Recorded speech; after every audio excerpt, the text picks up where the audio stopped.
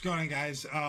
You're gonna run through some of the action today, kind of some mindset things, some just trading thoughts on the market.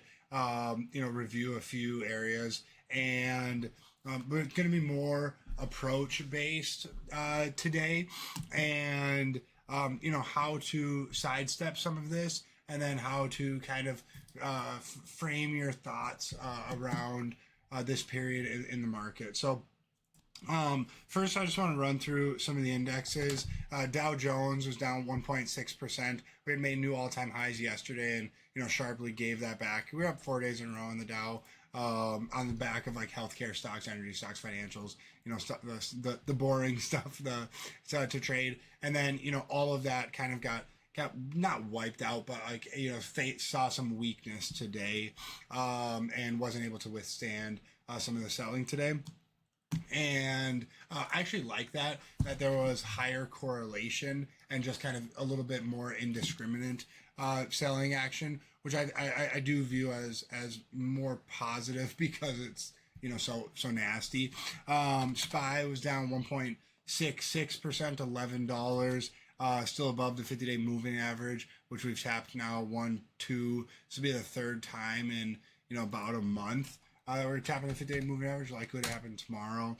QQQ down 2%, again just above the 50-day moving average. This will be the third time that we touch it, going back to September 2nd here. And then just again last Friday, IWM was the worst of the major indexes, down 2.8%, losing Friday's low and losing 10/10 low again, well below the 50-day moving average. And then ARKK down 5.25%, even nastier than IWM, well below the 50-day moving average, well below last Friday's low. And then here you've got where is that 10/10 candle? Right, yeah, all the way up here, well below the 10/10 low as well, which is that kind of the soybean sell-off.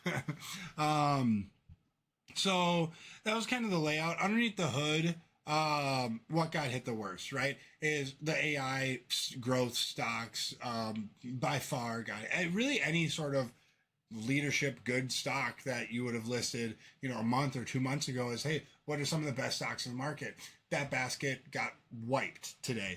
Bloom Energy was down, oops, where's my fingers at? Bloom Energy was down 18%, a little bit off the lows, first touch of the 50-day moving average. CLS was down 12.5%. I'm actually just going to sort this from the bottom. This is SNDK was down 14%, which has just been a rock star lately. SoFi down 12%, CRDO down 11%, COHR Light both down 10%.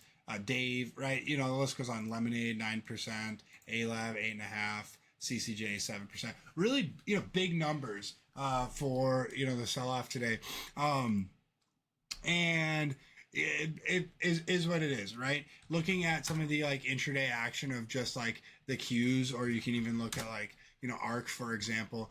Pretty much all those growth names either sold off directly from the open straight down, or they put in this really nasty opening 30-minute bar, and then the next 30-minute candle was either inside or popped up right to the open, and then like your classic like 30-minute opening range break to the downside, which you can take those if you want to ride the short bus and stuff, but this it's pretty indiscriminate sort of selling. And today especially was like really easy to sit out and not want to touch anything, just because of kind of the location of just stocks in the market in general. Like I wasn't looking at this BE, like looking to step in front of this, or hood, looking, oh, look at this, going to hold 120, it's can hold the whatever spot.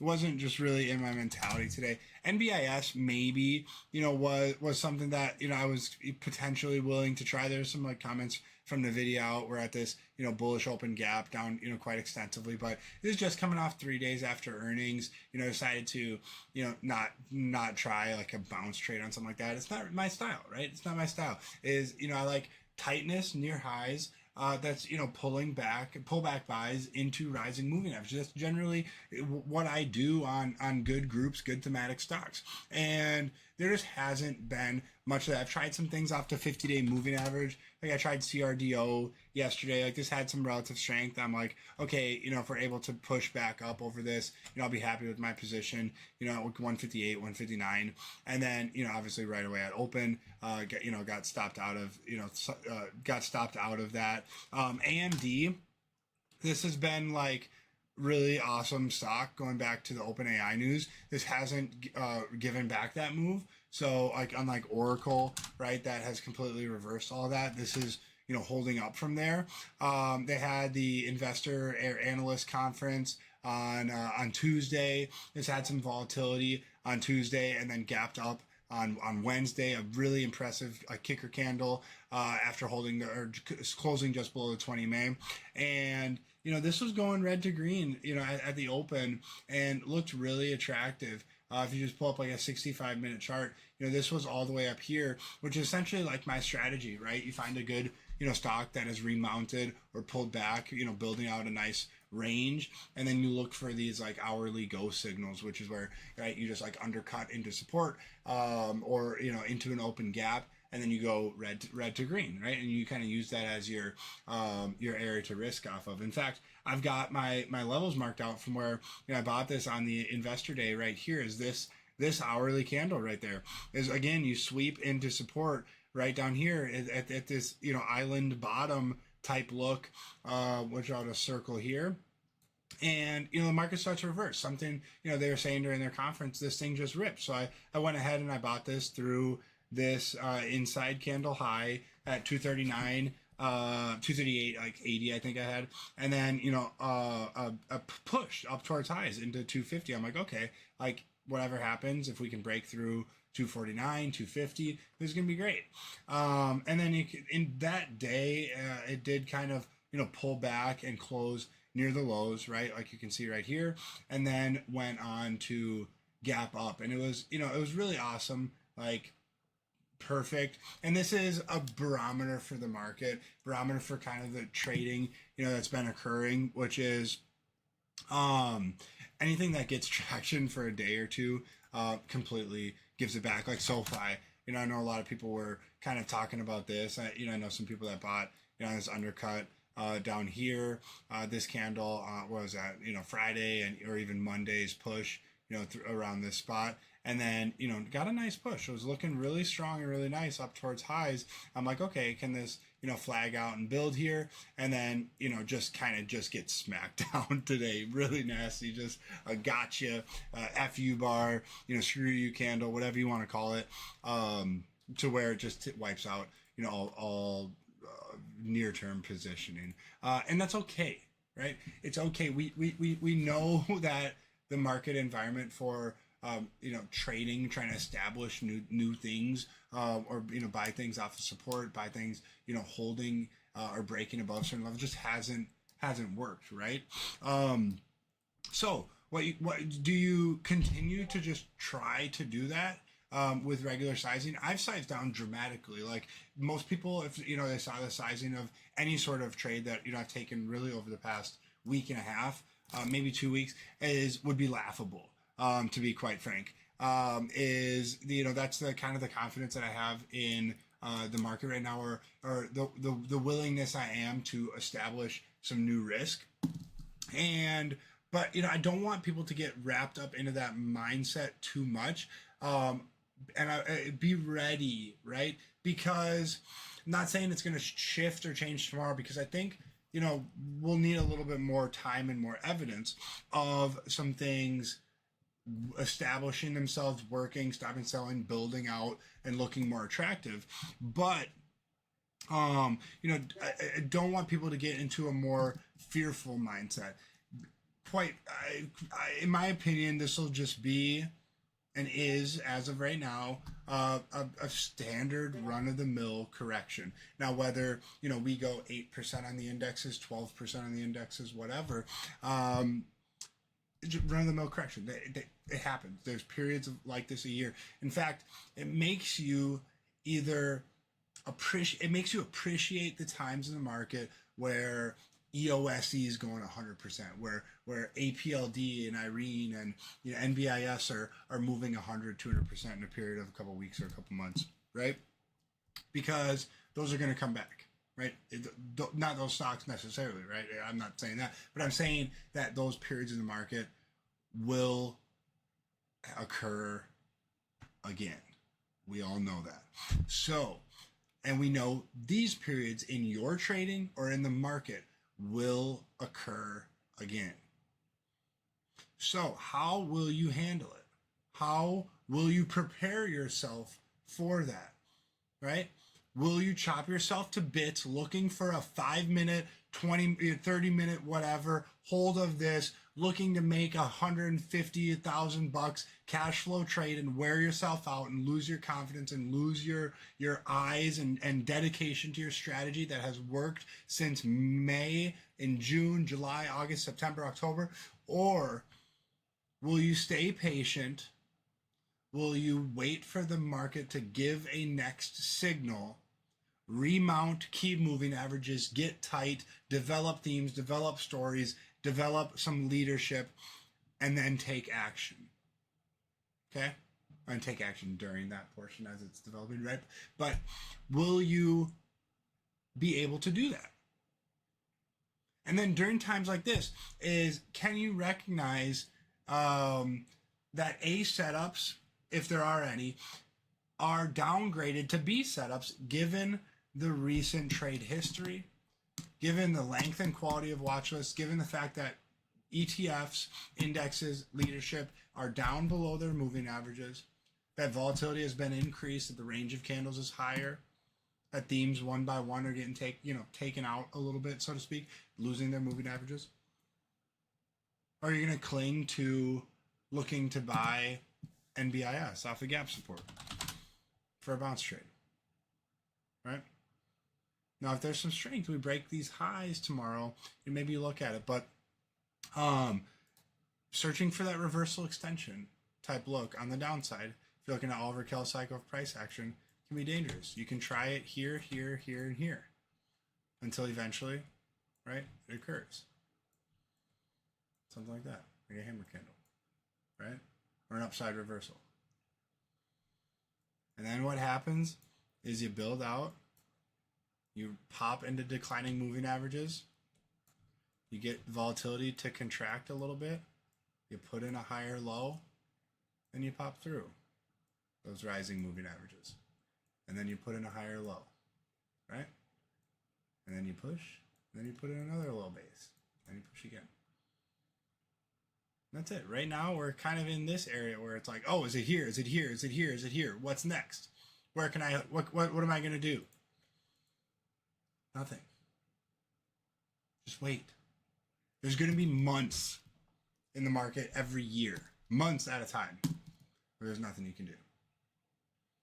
Whether it be the market or your mental, there's going to be nothing you can do. You can't hit the broadside of a barn standing 1 foot away with no defender in front of you, right? No matter what happens. So, just go back to the basics, calm your mind, do things that you need to do, and we'll be ready for when market action occurs. This morning, if you guys go watch the pre-market live stream that we're doing, there's nothing on my list. I had nothing that I could have been willing to buy. I talked about AMD a little bit. Talked about that potential CRDO. A few things if they go red to green right away, and then within the first couple minutes it was gone. And again, I don't want to be too focused on a singular day or a singular stock. Really want to start tracking relative strength, because if we're looking at the market as a whole, I could care less to do analysis on the indexes necessarily, because I just want to wait for things to look good, right? Is one wave, probably do a second wave like this, and then after that second wave, sometimes you get like a little third mini wave, and maybe it's a higher low, maybe it's a lower low that occurs, or maybe that third wave is just kind of building out. Probably something like that occurs. Again, maybe that is all the way down here, right here, who knows, right? But I'm just going to scan stocks and wait for hourly wedge pops, hourly EMA crossbacks, daily remounts, go signals, reclaim and higher lows, right? Some things like, Twilio is kind of looking at this like, okay, we're popping up, making a lower high. Are we able to sustain and build out and put in a higher low and give us an entry point here? Or are we going to come back down? And so far, we're just kind of coming back down. We're still building out, right? This is something I'm actually interested in. Still building out here. You get some sort of hammer candle at the 20 MA tomorrow. I'd be fairly interested in that. Here's a weekly candle, double inside weeks. Zooming out, right? Here's a monthly candle. These are just kind of some things that I'm observing right now, right? AMD, still pretty interested in this. MDB, holding the 20-day moving average while ARKK and the Qs and all that are near their 50-day moving average. Maybe that's still telling. Snowflake, a little bit ugly today, below the 20 MA. But this has been the story. Below the 20 MA, reclaim. Below the 20 MA, reclaim. Right? Maybe we get something like that to build out. I'd like that. Right? And until I can sit here and I don't need to preach about approach and things like that to where I can say, hey, let's take some action. We got some ideas. Let's get to work, guys. Here's a trigger. Here's a stop, right? Here's the idea. Here's a scenario. Let's go do what we need to do. Until we can sit there and, I'm saying, hey, man, Brocco, I got 20 things I want to talk about. How do we only focus on 4 to 5 or 3 to 4 tomorrow, right? Versus me texting Brocco at 7 in the morning saying, what in the hell are we going to talk about today? Let's think about some lessons, some trade reviews, some, good educational content to talk about on the live Zoom today. That was the best. That was the best week I could come up with in terms of setup. So, again, don't be too hard on the market. Don't be too hard on yourself about anything, because it's just nonsense, right? Because listen, shit's gonna happen, okay? And if you're not able to deal with shit happening in the market, then I don't know what to tell you, because there's gonna be periods where nothing works, right? We talked. I'm just repeating myself at this point, but let's cowboy up. Let's get to work and stay patient. You don't need to do anything every day, right? You don't need to do some things week. Think about the 20-year outlook of your trading career. Think about the 10-year outlook. You won't even remember this day. A month from now, maybe 2 months from now. You won't. So, let's get ready. Wait for the next signal. Wait for the next stocks to approach and come up on our watch list. Let's get to work. Tomorrow, Fridays suck. I hate Fridays. Probably not going to talk about much tomorrow. We'll see. We'll see what occurs in the pre-market and throughout the opening part. But yeah. See you guys.